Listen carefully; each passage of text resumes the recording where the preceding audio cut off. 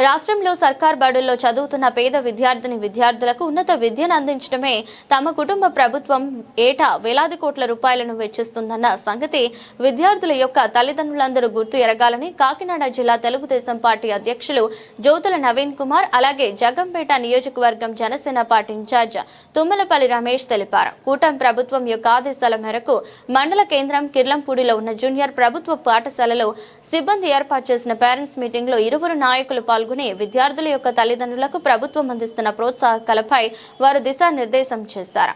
ఎంతైనా ఉందని జ్యోతుల నవీన్ కుమార్ సూచించారు. కార్యక్రమంలో ముఖ్య అతిథులుగా వద్ద కళాశాల ప్రిన్సిపల్ కళాశాలకు అవసరమయ్యే కొన్ని పనులను పూర్తి చేయాలని ఆమె ప్రజా ప్రతినిధులను కోరారు. ఇదిలా ఉండగా పేరెంట్స్ సమావేశం జరుగుతుండగానే కళాశాలలో బైపీసీ చదువుతున్న విద్యార్థినిని కళాశాల సిబ్బంది ఉదయం నుండి నిరీక్షించి చూడటంతో ఆ బాలిక అందరూ చూస్తుండగానే సొమ్ముసిల్లిపోయింది. ఈ సన్నివేశాన్ని గ్రహించిన కళాశాల లెక్చరర్లు ప్రజా ప్రతినిధులు అప్రమత్తమై ఆరోగ్య సిబ్బంది ద్వారా ఆమె కోలుకునేందుకు చొరవ చూపారు.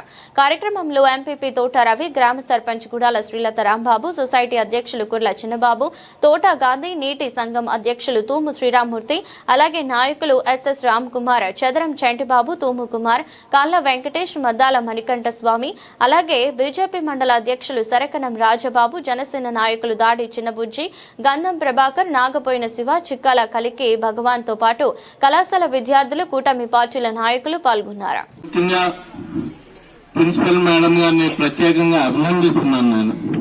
ఎందుకంటే నేను ఇది 3వ 4వ రావడం, వచ్చిన ప్రతిసారి కూడా కాలేజీకి అవసరమైంది ఏదో ఒకటి ఆవిడ నా దృష్టిలో పెట్టడం, అది సాధించుకోవడం జరుగుతుంది. అదేవిధంగా ఈరోజు స్కూల్ పిల్లలకి, అదే కాలేజ్ పిల్లలకి పైన షెడ్ లాగా అడిగారు. ఖచ్చితంగా మండల ప్రెసిడెంట్ గారు కూడా ఇక్కడ ఉన్నారు కాబట్టి మండలం నుంచి ఆ రోడ్ ని, ఆ షెడ్ ని కూడా రేపే జేఈని పంపించి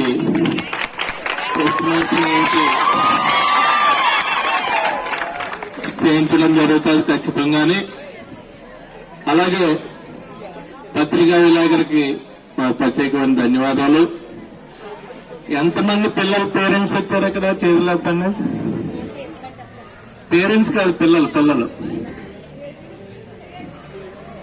1 2 5 6 7 మంది 8 మంది కాదమ్మా వచ్చారు. ఇప్పుడు ఈ మీటింగ్ పెట్టడానికి గల కారణం లోకేష్ గారు ఎందుకు పెట్టారంటే,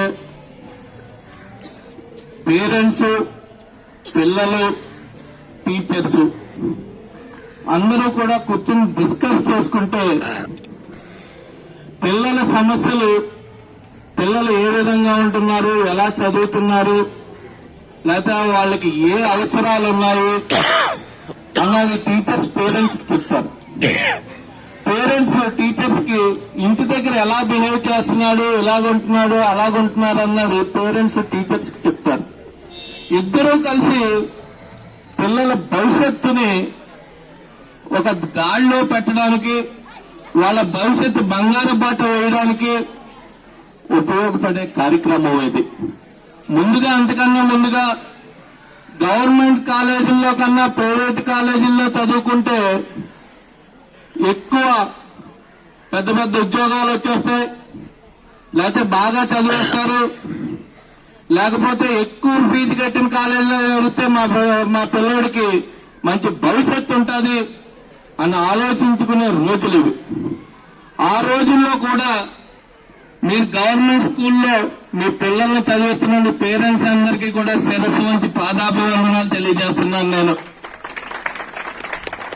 ప్రైవేట్ కాలేజీలో లక్షల ఫీజులు కట్టి తల్లిదండ్రులు కష్టపడి అప్పులు చేసి అప్పులు పాలైపోయి పిల్లల భవిష్యత్తు కన్నా ఏ తల్లిదండ్రులకి ఏది ఎక్కువ కాదు. అందుకని అక్కడ కట్టిన పరిస్థితి అయితే మీ మీద లక్షలు ఖర్చు పెట్టి మిమ్మల్ని మంచి భవిష్యత్తులో ఉంచి మంచి బంగారు బాట వేయాలన్నదే గవర్నమెంట్ తీసుకున్న నిర్ణయం. ఆ నిర్ణయానికి మనం అందరూ కూడా సెల్యూట్ చేయాల్సిన అవసరం ఉంది. ప్రతి ఒక్కరూ కూడా టాలెంట్ తోటి ఉంటారు. ప్రతి ఒక్కరిలోని కూడా ఏదో ఒక టాలెంట్ ఉంటుంది. అందులోనే ఈ గడ్డ. ఇక్కడి నుంచి చదువుకున్న వాళ్ళు చూస్తే పెద్ద పెద్ద మహానుభావులు ఉన్నారు. ఇక్కడ మంత్రులు చేసిన వాళ్ళు ఉన్నారు, ఎమ్మెల్యేలు చేసిన వాళ్ళు ఉన్నారు, ఎంపీలు చేసిన వాళ్ళు ఉన్నారు, ఐఏఎస్లు అయ్యారు, ఐపీఎస్లు అయ్యారు, మంచి మంచి ఉద్యోగాల్లో సెటిల్ అయిన వాళ్ళు ఉన్నారు. అటువంటి గడ్డ. ఈ చుట్టుపక్కల ఎక్కడా కూడా ఇంత మంచి స్కూల్ ఉండేది కాదు. ఇక్కడికి వచ్చే చదువుకునే పరిస్థితి. స్పోర్ట్స్ కూడా కబడ్డీ టీం ఉండేది నాకు తెలిసి. ఇక్కడ నేషనల్ కూడా ఆడిన పరిస్థితి ఉంది. అటువంటి స్కూల్లో మీరు కాలేజీలో చదువుకునే పరిస్థితి. ఎందుకు ఇంత ఇదిగా చెప్తున్నాను అంటే, నేను ప్రతి ఒక్కరూ కూడా ఆలోచించుకుని ముందుకెళ్లాల్సిన అవసరం ఉంది.